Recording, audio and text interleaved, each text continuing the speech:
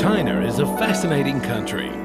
Businessmen all over the world have an irresistible urge to take part in its economic growth. As a consultant with China knowledge, it's the job of Charles Chaw to help his clients understand China better. Modern-day China, where the most extraordinary economic, social and political transformation is taking place. Today, when people talk about the boom in China, besides the two cosmopolitan cities of Beijing and Shanghai, chances are they're referring to Guangdong or Jiangsu. In contrast, the once mighty northeast cities of Shenyang, Changchun and Daqing are slipping into oblivion. After decades under a stiff central planning economic system, China's southern provinces are hitting the capitalist road with a vengeance. There's no doubt the once proud northeast provinces are lagging behind. The question is, how far?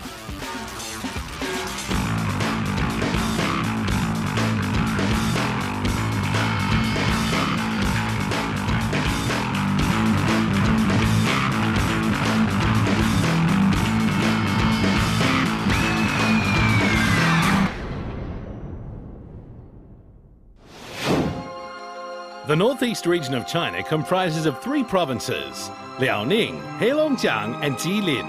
This series will highlight the 5 fastest growing cities within these provinces: Dalian, Shenyang, Changchun, Harbin and Daqing.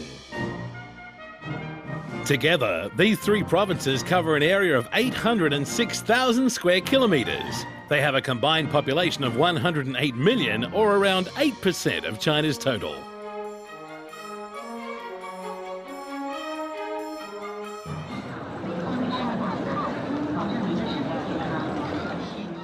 The journey to discover the Northeast begins here. As Charles embarks on a 7-hour train ride from Beijing to Shenyang, one of the key cities of the Northeast, he tries to find out what makes this region unique and what caused its subsequent slump.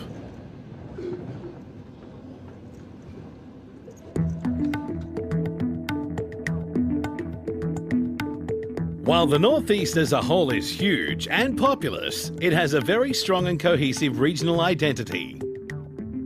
Regardless of their provincial origins, everyone is known simply as Dongbeiren, or Northeasterners.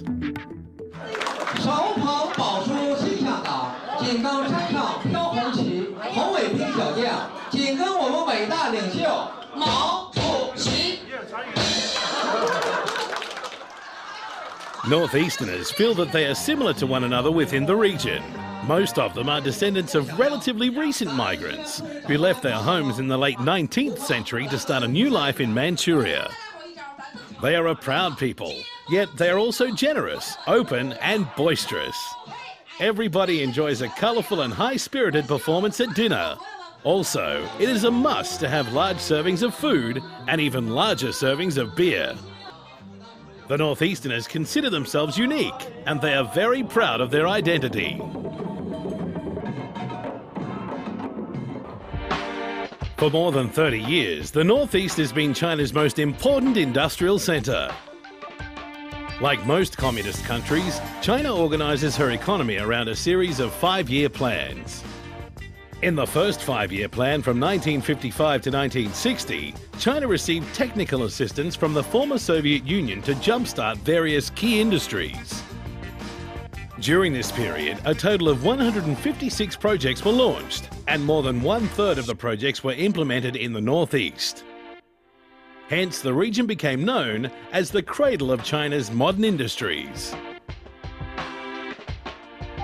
东北是国家建设计划经济体制投资的重点地域，当时是叫背靠苏联老大哥啊，比较安全，所以这个在沈阳，在这个辽宁，在黑龙江，那么在长春啊，建设了这个很多的这个重要的这个工业项目。 Timber, coal, oil and other natural resources were found in abundance in this region. Together with the help from the Russians, the industrialization of the Northeast region moved full steam ahead. 首先，东北地区的优势在于它的资源优势。这种资源优势，坦率地说，它不单纯是东北地区的优势，它是整个国家的优势。任何一个地区发展工业、发展经济，不可能离开煤炭，不可能离开石油，不可能离开钢铁，不可能离开装备。In the early years, the Northeast's modern industries contributed greatly to other parts of China. From this region, a host of well-qualified engineers and workers were trained. Many of them were sent to other parts of China to help industrialize the country further. Retiree Mr. Sun Yuguo was a research engineer in the railway department of Jilin province. He was later relocated to Beijing to work. A Northeasterner at heart, Mr. Sun recalls the heydays of the Northeast during the 1950s and 60s. 这个当时整个的咱们国家的工业呢，主要是重点是在东北，所以以后呢西北发展或者南方这个往关内发展的时候，就说他的人才就相对来说就比较缺乏，所以说当时啊。